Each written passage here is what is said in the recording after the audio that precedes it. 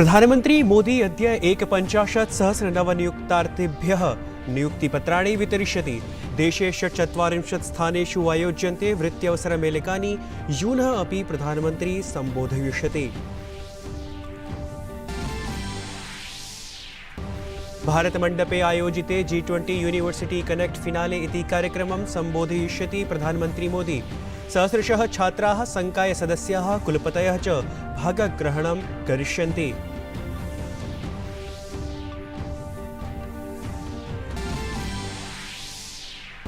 मध्यप्रदेश विधानसभायां त्रयः केन्द्रीयमन्त्रिणः समेत्य 7 सांसदाः निर्वाचनरणे। नरेन्द्र सिंह तोमरः, प्रह्लाद पटेलः, फग्गन सिंह कुलस्ते, कैलाश विजयवर्गीय च भाजपादलपक्षतः नैर्वाचनरणे स्पर्धन्ते।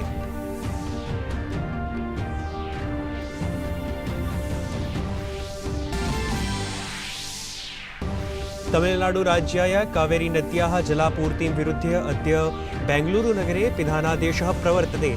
नगरे अनुच्छेद 44+100 स्थापितमस्ति। विद्यालयाः, महाविद्यालयाः पिहिताः सन्ति। भाजपादलेन विपक्षदलानि पिधानादेशस्य समर्थने सन्ति।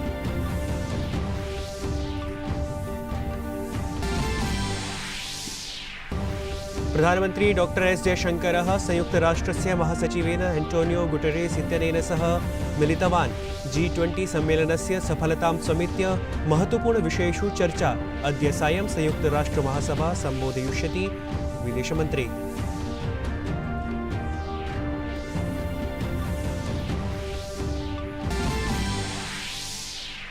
चीनदेशस्य हांगझू नगरे आयोजिते एशियाई क्रीडासु 2 स्वर्णपदके समेत्य 11 पदकैः सह 6ठे स्थाने भारतम्। अद्य तृतीयदिवसे अनेकपदकेभ्यः भारतीयक्रीडकाः स्वीयप्रदर्शनं विधास्यन्ति।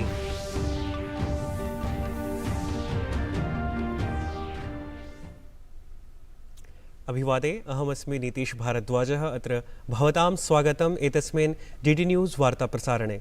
अथ वार्ताः विस्तरेण। प्रधानमंत्री नरेन्द्र मोदी अद्य दृश्य श्रव्य तंत्र सम्मेलनद्वारा 51,000 नवनियुक्तानाम् अभ्यर्थिनां नियुक्तपत्राणि वितरिष्यति। अस्मिन् अवसरे प्रधानमंत्री अभ्यर्थिनः अपि सम्बोधयिष्यति। देशे 46 स्थानेषु वृत्त्यवसरमेलकानि आयोज्यन्ते। केन्द्रप्रशासनस्य विभागैः सह राज्यप्रशासनस्य केन्द्रशासितप्रदेशेषु च नियुक्तयः भवन्ति। देशे नवनियुक्ताः अभ्यर्थिनः डाकविभागे, भारतीय लेखापरीक्षा लेखा विभागे, परमाणु ऊर्जा विभागे, राजस्व विभागे, उच्च शिक्षा विभागे, रक्षा मंत्रालये, स्वास्थ्य परिवार कल्याण मंत्रालये च कार्यं करिष्यन्ति। प्रधानमंत्री मोदी दिल्लीस्थ भारतमण्डपे विश्वविद्यालयानुदानायोगेन आयोजिते G20 यूनिवर्सिटी कनेक्ट फिनाले इति कार्यक्रमं सम्बोधयिष्यति। G20 जनसहभागिता आंदोलने देशस्य विभिन्न विद्यालयेभ्यः, उच्च शैक्षणिक संस्थानेभ्यः, कौशल विकास संस्थानेभ्यः 5 कोटितोप्यधिक युवभिः भागग्रहणं कृतमासीत्। G20 यूनिवर्सिटी कनेक्ट इत्यस्य आरम्भः भारतस्य यूना मध्ये भारतस्य G20 अध्यक्षतायाः अवगमनं, विभिन्नेषु G20 आयोजनेषु तेषां सहभागित्वं वर्धनोद्देश्येन कृतमासीत्। G20 यूनिवर्सिटी कनेक्ट इत्यन्तर्गतं देशे नैकाः कार्यक्रमाः आयोजिताः। G20 यूनिवर्सिटी कनेक्ट इत्यस्य अन्तिमचरणे कार्यक्रमस्थले प्रायः 3,000 छात्राः, संकाय सदस्याः, सहभागी विश्वविद्यालयानां कुलपतयः भागग्रहणं करिष्यन्ति। अशेषदेशात् छात्राः अस्मात् कार्यक्रमात् आभासीयमाध्यमेन संयुक्ताः भविष्यन्ति।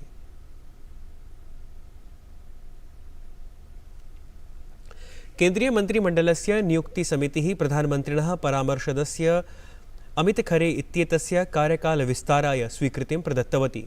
ध्येयं यत् अमित खरे गतशताब्द्याः 85 वर्षात्मकसमूहस्य सेवानिवृत्तः भारतीय प्राशासनिकः अधिकारी अस्ति। मध्यप्रदेशे विधानसभा निर्वाचनम् अवलम्ब्य भारतीय जनता पार्टी इति दलेन प्रत्याशिनां द्वितीया सूचिः प्रकाशिता। अत्र 39 आसनानां कृते प्रत्याशिनां घोषणा विहिता अस्ति। अवधेयास्पदमस्ति यत् भारतीय जनता पार्टी इति दलेन प्रत्याशिसूच्याम् एतस्यां 3 केन्द्रीयमन्त्रिभ्यः स्थानं प्रदत्तमस्ति। यत्र मुरैनास्थलस्य दिमनीतः नरेंद्र सिंह तोमरः नरसिंहपुरासनात् प्रह्लाद पटेलः अथ निवासस्थलात् फग्गन सिंह कुलस्तेः प्रत्याशित्वेन घोषितवन्तः सन्ति। अत्र क्रमे भारतीय जनता पार्टी इति दलेन विधानसभा निर्वाचनाय सांसदचतुष्टयमपि चितमस्ति। भाजपादलस्य महासचिवः कैलाशः विजयवर्गीयः इन्दौर विधानसभायाः क्रमाङ्कैकतः स्पर्धार्थं चितः अस्ति। एतत् निध्याय कैलाशः विजयवर्गीय समर्थकेषु महान् उत्साहः दृष्टिङ्गतः। पार्टी का आदेश है, खाली ये बताया था कि आपको कुछ काम दिया जाएगा, तुम ना नहीं करोगे, तुमको करना है। पर एक नंबर का जब टिकट डिक्लेयर हुआ तो मुझे भी आश्चर्य हुआ, पर हम तो पार्टी के सिपाही हैं, पार्टी जो आदेश देगी वो करेंगे। 2/3 बहुमत की तरफ भारतीय जनता पार्टी बढ़ चुकी है, वो उससे आगे कितने सीटें बढ़ती है ये समय बताएगा। कावेरी नदी जलावंटनम् अवलंब्य कर्नाटक तमिलनाडु मध्ये गंभीरः विवादः प्रचलति। अत्र क्रमे राजनीतिः अपि जायमाना अस्ति। तावत् तमिलनाडु राज्याय कावेरी नद्याः जलापूर्तिं विरुध्य अद्य बेंगलुरुनगरे पिधानादेशः प्रवर्तमानः अस्ति। बेंगलुरुनगरे 44% प्रवर्तितः अस्ति।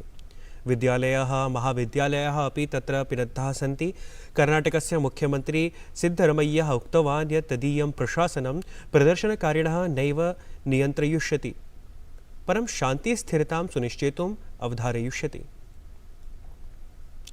जनसंघस्य संस्थापकः अन्त्योदयस्य प्रणेता पंडित दीनदयालोपाध्यायस्य ह्यः जन्मजयन्त्यवसरे प्रधानमन्त्री नरेंद्र मोदी दिल्लीस्थस्य भाजपा कार्यालयस्य सम्मुखे उद्याने पंडित दीनदयालोपाध्यायस्य 63 फीट मितोन्नतायाः प्रतिमायाः अनावरणं कृतवान्। दिल्ल्यां प्रधानमन्त्रिणा नरेंद्र मोदिना सह भाजपादलस्य राष्ट्रीय अध्यक्षः JP नड्डा, केन्द्रीय रक्षामन्त्री राजनाथ सिंहः च पंडित दीनदयालोपाध्यायाय श्रद्धाञ्जलिं दत्तवन्तः। अस्मिन् अवसरे प्रधानमन्त्री नरेंद्र मोदी उक्तवान् यत् अहं सर्वदा अस्मिन् विषये गर्वम् अनुभवामि यत् मम कृते यस्य दीनदयालवर्यस्य विचारैः वयं जीवामः, मत्कृते सः महान् व्यक्तित्वः अस्ति। तस्य चरणयोः उपवेशनं सौभाग्यमेव, स्वयमेव अयं महान् विषयः अस्ति। मेरे लिए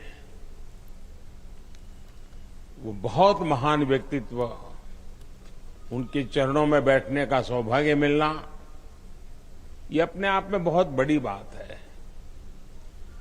लेकिन कभी कभी लगता है कि उनका जीवन भी रेल की पटरी से जुड़ा हुआ था। मेरा जीवन भी रेल की पटरी से जुड़ा हुआ रहा। सुबह उस पवित्र स्थान पर से मैं आज यहां सीधा एयरपोर्ट से आपके बीच आया हूं और ये शाम मुझे दिल्ली में पंडित दीनदयाल उपाध्याय पार्क में उनकी प्रतिमा के लोकार्पण का अवसर मिला है।